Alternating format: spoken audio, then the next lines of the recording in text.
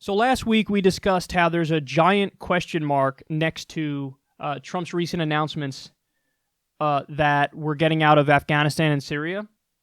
And we keep learning more and more on this front, and it ain't good what we keep learning. So the original announcement on Afghanistan was, hey, we have 14,000 troops there now, and he's going to draw down to 7,000. Now, do I support that? Yes. But is that the ideal scenario? No, you'd have to go further for it to be ideal, because George W. Bush and Barack Obama did the same thing. They did the yo-yo. Okay, I'm drawing troops down. Okay, I'm sending them back in. Okay, I'm drawing them down. So if you want to get out, you get out. You don't do tweaks around the edges and cut the troop levels in half. Having 7,000 troops there is still a full-on war that we're having. So that was the first, little caveat of, okay, I support this, but go further. What are you doing? Then we learned that Blackwater released an ad where they said, we're coming. I was like, what the fuck does that mean? It was in the Military Times, and the speculation is, it's not really like Trump is ending the war in Afghanistan and Syria. He's just privatizing it. So you take out the U.S. troops and you allow in Blackwater, which is way worse, because you want to talk about unaccountable. I mean, that's Blackwater. It's a private mercenary army led by a fundamentalist Christian. That's as bad as it gets. That's as bad as it gets. So that's the second thing where I was like, oh shit, he ain't doing what we thought he was going to do. Now we learn that John Bolton, the Neocons neocon, war criminal himself, is gaslighting us on Syria. Look at this. No Syria withdrawal without Turkish pledge not to attack Kurds, Bolton says. President Recep Tayyip Erdogan would have to guarantee Turkey won't attack Kurdish forces after Americans exit, the National Security Advisor said. Here's what they go on to say in the article.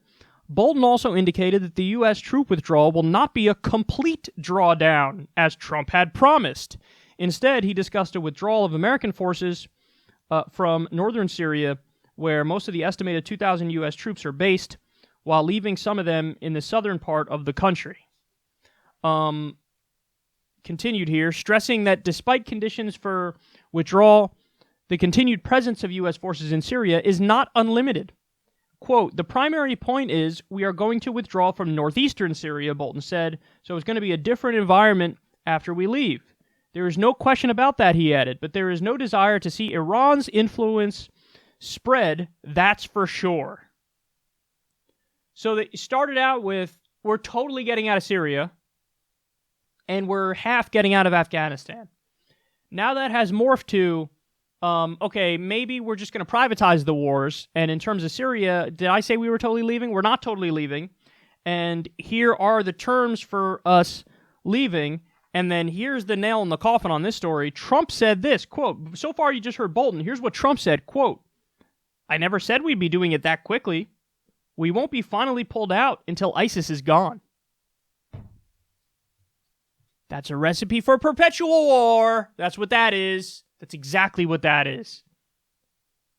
And notice the contradictory reasoning again. This is exactly what you heard under Obama as well. We have to stay there to counter Iran's influence. But we also have to stay there to totally eradicate ISIS. Wait, which is it? Counter Iran's influence or eradicate ISIS? Which is it? And I got news for you, they're fighting each other. So Trump gave this press conference the other week, and everybody was giving him shit for it, where one of the things Trump said is, I don't know why we're in Syria, it's the craziest thing I've ever seen. You have Assad's people and his forces, who we don't like Assad, and they're fighting ISIS, who we don't like. So why wouldn't I just let my enemies fight and I go do something else? And I save the money and I save the lives and I get out of the region. Why wouldn't I do that? And everybody gave him shit for that. But if you notice, I didn't cover that story and shit on Trump because I kind of agree with that point. You know, we're in the middle of a civil war. Why? And nominally, we don't like either side. So why the fuck would we get involved? Well, now he's going back on that. And he's saying, well, there's no desire to see Iran's influence spread, so we have to stay there to fight Iran, counter Iran, which, by the way, would be a permanent thing. You would never leave if that's really your goal. And then the other thing is we got to eradicate ISIS, which you're never going to fully eradicate them. There's always going to be some jihadists that exist. So that's another unachievable goal. And those are also contradictory. But, listen, that's the thing about Trump.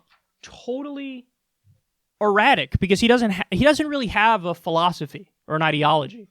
He just kind of shoots from the hip. And sometimes he manages to land on a policy that we favor, like, hey, let's draw down in these wars.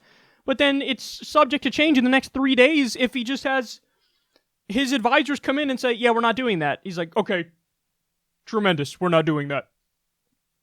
So the neocon, people were, think about it, guys.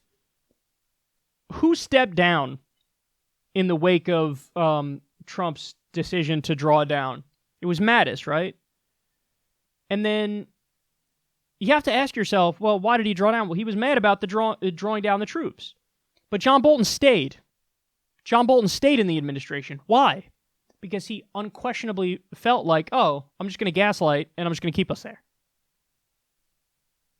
And that's what's happening. And Trump is now going right along with it. Easiest person in the world to manipulate.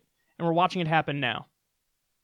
So all that credit that was given is now taken away. Why? Because there's always a catch with Trump. Always. Always. So now you know.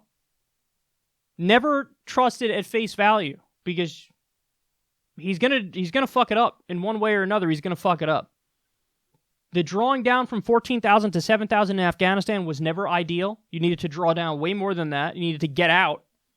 And in the case of Syria, yeah, your original plan was right. I'm fine with diplomatic pressure behind the scenes and economic pressure to make Turkey leave the Kurds alone, but I'm not in favor of staying there permanently to try to prevent something that may or may not happen, which we're just using as an excuse to stay in the region.